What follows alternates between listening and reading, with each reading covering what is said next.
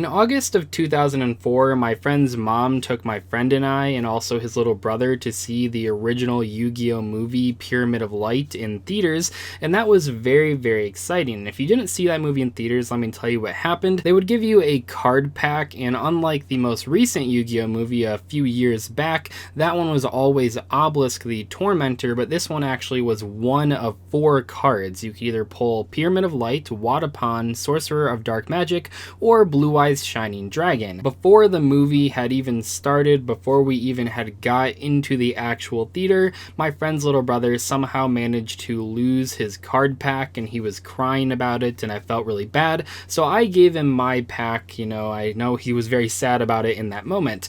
Upon seeing me do that, my friend's mom gave me her card pack. Obviously, she wasn't building any Yu-Gi-Oh decks anytime soon, and in that card pack that she gave me, I pulled, yes, you guessed it, Blue Eyes Shining Dragon.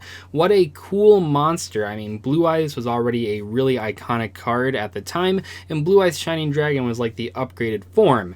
I was a little bit disappointed though, because later on I realized Blue Eyes Ultimate Dragon was not released in the TCG, so there was literally no way to summon this monster, and I would have to wait several years before I was actually allowed to play it. In today's video, I want to talk about the 4 movie pack cards that were released with Pyramid of Light, and I also want to talk about the cards released in the exclusive pack, which was another pack that was released around the same time as the movie, but you had to actually go and buy it at a store to pull those cards. These cards are very interesting because they're all from the movie. Obviously they're all new cards, but in a lot of cases their effects do not match their original movie effects, and in many cases they are a lot worse. First up, let's talk about Blue Eyes Shining Dragon, a card that was featured prominently on all the marketing material, the commercials, the posters. Everybody wanted Blue Eyes Shining Dragon. This is a level 10 light dragon monster with 3000 attack and 2500 defense. It says cannot be normal summoned or set, must be special summoned from your hand by tributing 1 Blue Eyes Ultimate Dragon, gains 300 attack for each dragon monster in your graveyard. When a card or effect is activated that targets this card, quick effect, you can negate that effect. Now, like I mentioned, you could not summon this card when it was first released. The first printing of Blue Eyes Ultimate Dragon was in January of 2006, and this card came out in August of 2004, so there was no way for it to actually hit the field. And honestly, that Shonen Jump promotional card version of Blue Eyes Ultimate Dragon was not super easy to get, so for a lot of players, it wouldn't be until the Gold Series printing of Blue Eyes Ultimate Dragon in 2008 when they would actually have an opportunity to use Blue Eyes Shining Dragon. And by that time, the card was not very good, not very competitive, but realistically, even if Blue Eyes Ultimate Dragon existed back in 2004, I'm not sure if people really would have played Blue Eyes Shining Dragon. I'm at least happy that Blue Eyes Shining Dragon does have a protection effect where you can negate effects that target it, but realistically, the setup required to bring this card out was simply not worth it. At the very least, I suppose if you had all 3 copies of Blue Eyes in your graveyard and the Ultimate Dragon that you tributed to summon this thing, it would come out at 4200 attack. The problem is though, is that in many cases, the way that people usually summoned Blue Eyes Ultimate Dragon was Dragon's Mirror, which would take 3 copies of Blue Eyes out of your graveyard. Despite being a very iconic monster from the original Yu-Gi-Oh movie Pyramid of Light, it never really saw any competitive play. Moving on, we have Sorcerer of Dark Magic, a level 9 dark spellcaster with 3200 attack points and 2800 defense. So we have Blue Eyes Shining Dragon as the big Blue Eyes upgrade, and Sorcerer of Dark Magic is obviously the big Dark Magician upgrade. This one was only printed as a common though. Blue Eyes Shining Dragon was the only holographic card in the movie pack. So this card says cannot be normal summoned or set, must be special summoned from your hand by tributing 2 level 6 or higher spellcaster type monsters, and cannot be special summoned by other ways. During either player's turn, when a trap card is activated, you can negate the activation, and if you do, destroy it. This card must be face up on the field to activate and to resolve this effect. I'll say this, it is easier to summon Sorcerer of Dark Magic, even ignoring the whole Blue Eyes Ultimate Dragon not existing in 2004. If we factor in later on in 2006, I still think that Sorcerer of Dark Magic is easier to summon. The on-field effect is okay okay. It's sort of like a one-sided Jinzo, which was pretty good back when traps were more common, but I think that this card did not see a lot of play because it simply does not make enough of an impact for its cost of the summoning requirement. You do have to lose 2 monsters to bring this card out, at least it's a special summon, that's pretty cool, but the on-field effect is simply not impactful enough to truly make a difference. You would much rather, especially back in the day, just summon Jinzo. It's a lot easier to bring out, it's only 1 tribute, and while it's not a special summon, you could at least revive it later on with cards like Monster Reborn, whereas Sorcerer of the Dark Magic has to be summoned from the hand, and that is the only way you can bring it out. Next up we have Wadapon, a level 1 light fairy with 200 attack and 300 defense, and the entire joke in the movie about this card is that it's not very good. Yugi finds a way to use it, but yes, the card itself is not supposed to be like game breaking or even like okay, it is purposely not very powerful. Wadapon says if this card is added from your deck to your hand by a card effect, you can special summon this card. Oh man, what an adorable monster, and oh man, what a terrible effect. You're supposed to add it to your hand with cards like Sangan or Witch of the Black Forest and then special summon it, and then maybe you can like tribute it or something, but yeah, even by 2004 standards, this card was terrible. I mean, so bad, but at least it's pretty cute. The last card that you could pull out of the actual movie pack was Pyramid of Light, and I will say here, this card looks really bad in the TCG format, but it's not entirely their fault, and I'll say why. It's because at this point in Yu-Gi-Oh's history, we're still about 6 years away from the God cards getting legal versions, and the entire point of Pyramid of Light in many ways was to be a counter to the God cards. So how do you print a counter to cards that don't exist? Honestly, you really can't. So the effect of Pyramid of Light simply says, if this face-up card is removed from your side of the field, destroy Androsphinx and Sphinx Telea on your side of the field and remove them from play. While this card probably still would not have been good if it also was a counter to the Egyptian gods, with this effect it is virtually unplayable. Obviously this is supposed to be a way to summon Thenian, the Great Sphinx, the big boss monster of those cards, but even with that in mind, this card is not very good.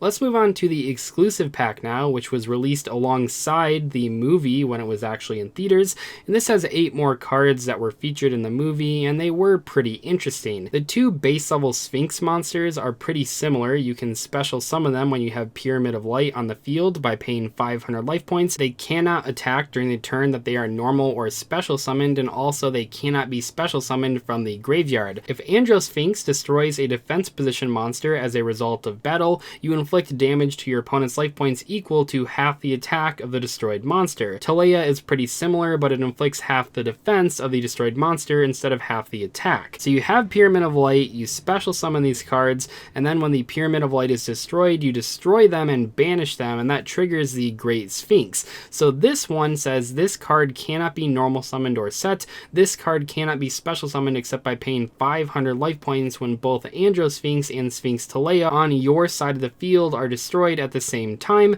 Then you can special summon this monster from your hand or deck. When this card is special summoned successfully, pay 500 life points to increase the attack of this card by 3000 points until the end of the end phase. Even by old school standards, if you were trying to summon a monster that was really big, you would be way better off just summoning any random level 4 or lower monster and equipping it with things like Axe of Despair and Mage Power. There's simply too much setup required and not enough of a payoff.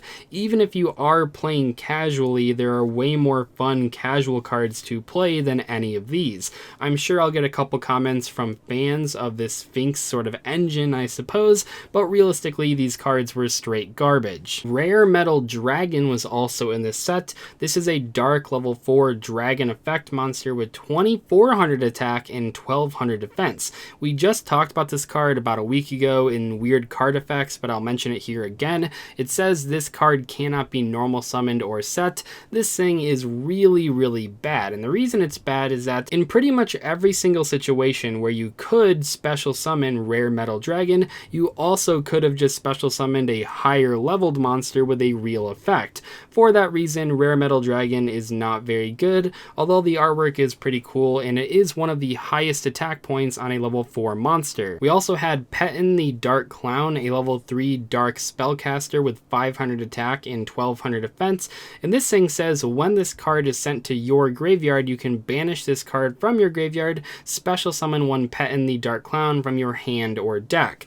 This is a card that teaches a lot of people the hard way about missing the timing. This card will not trigger if you use it for a tribute summon or a synchro summon or a link summon, which makes it pretty bad.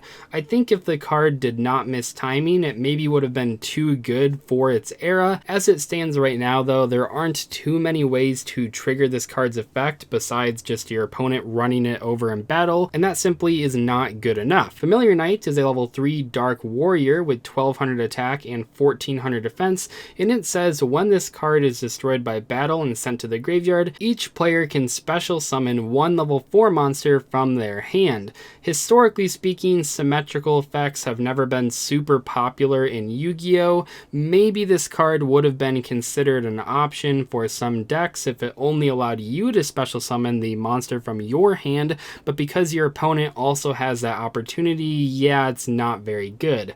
Not the most exciting card to talk about. I do like the artwork quite a lot, which I know is kind of a running joke on this channel. Whenever I say I like the artwork, a lot of people in the comments are like, okay, that means the card is not very good, and in this case, those commenters are correct. Inferno Tempest is a pretty wild card. I mean, this thing is crazy. It's a quick play spell that says when you take 3000 or more battle damage from one attack, you can activate this card. Remove all monsters in each player's deck and graveyard from play. In some cases, this card is basically an FTK. A lot of decks were not prepared to lose all their monsters like this. That being said, the activation requirement for this card is pretty tricky. Sometimes you could like give your opponent a big monster like Lava Golem and then crash into it with a 0 attack monster, but yeah, this was mostly just a huge gimmick. So we've gone through 7 of the 8 cards in the exclusive pack, but the final card, Return from the Different Dimension, was really good. I mean, a lot better than all the cards in the pack, yes, but also a lot better than many of the cards in that era of Yu-Gi-Oh's history. Return from the Different Dimension is a normal trap that says pay half your life points, special summon as many of your removed from play monsters as possible.